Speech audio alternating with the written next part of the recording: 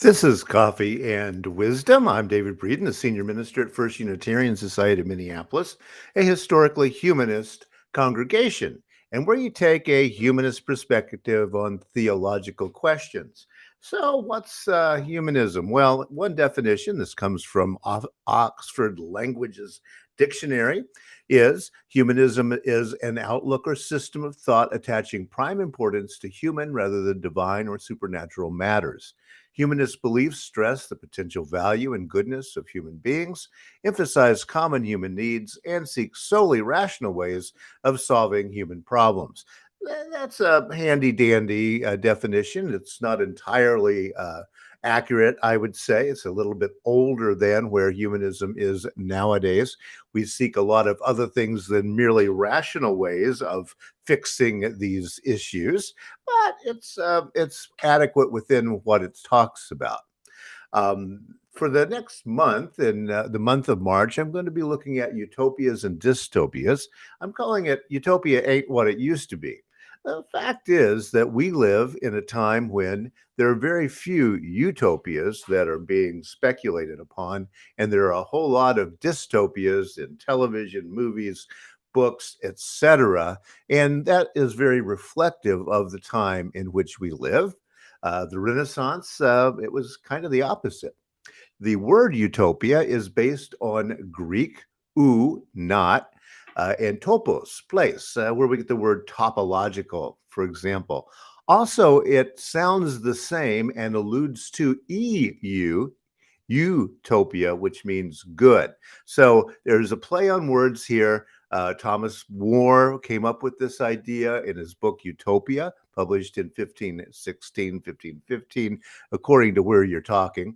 But it was published in Latin, and he is making a joke about this utopia being not and also good. So, can you even achieve it? Is part of the question that he's asking right there in the title. The opposite of utopia is easy. That's Latin, not Greek, but Latin dis for bad, a bad place, dis and topos.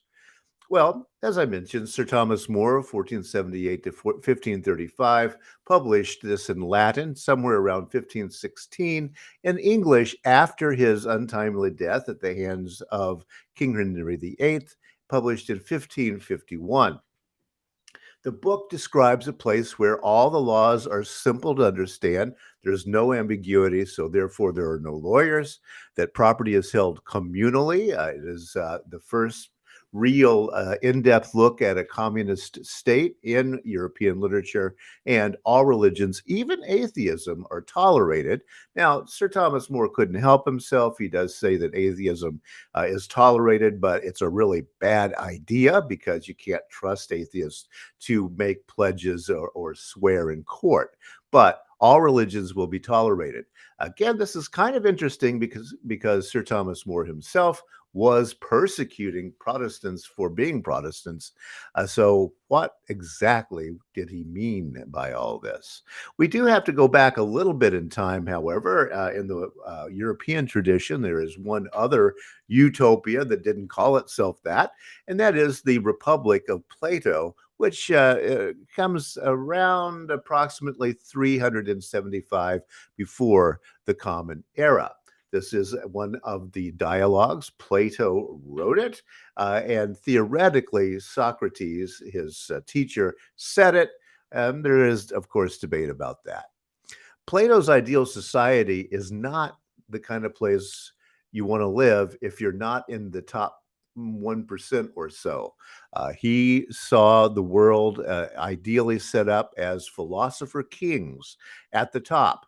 These folks train all their lives. Yes, they are for the most part men. There's some discussion about allowing the very special woman occasionally into this mix, but really not very much. This is a super rich, super educated guy thing as the philosopher kings at the top. They would go through a 50-year training process. You think that nowadays internships are long? This is a 50-year training process to make these philosopher kings up to the standards that Plato would say they actually know what they're doing in terms of ruling the state.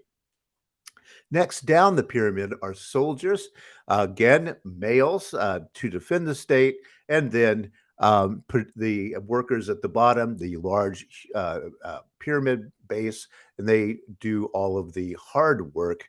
And yeah, sometimes talented women could be allowed in. Plato's ideal society follows the idea of the human body, teaching us something about how things are supposed to work. We have the brain, which is the rational part, that's the ruling class. We have the spirit, that's the heart, the corazon, that will be for the fighters. And then the appetitive, the stomach and intestines, that is the working class. And so you have a very class bound kind of society being thought about by Plato and the people of his day, not the kind of world most people would like to live in. Now, the Greeks also were thinking about these worlds that were not. One of the terms that we still use today, a book came out fairly recently with the title, is cloud cuckoo land. Now, this was a term that was coined by Aristophanes in his play The Birds. It was first performed in 414 before the Common Era. In that play, an Athenian persuades the world's birds to create a new city in the sky, and in English, that's cloud cuckoo land. The Athenian thereby controls all communication between the humans and the gods. Many Greeks thought that's how the gods communicated and kept up. The birds were a medium of communication, and so he monopolizes the communication between humanity and the gods. So, in other words, cloud cuckoo land, as it is envisioned by Aristophanes, is not an actual utopia. Now, that phrase "cloud cuckoo land" begins to enter the popular culture as a way of talking about something that is, well, cuckoo. You know, it's a crazy idea. It's a pie in the sky idea. And probably the reason that began to be used in that context is it just sounds like a bad thing. Cloud cuckoo land, who really wants to live there? Again, it's neither actually a utopia or a dystopia, but it did come to mean that.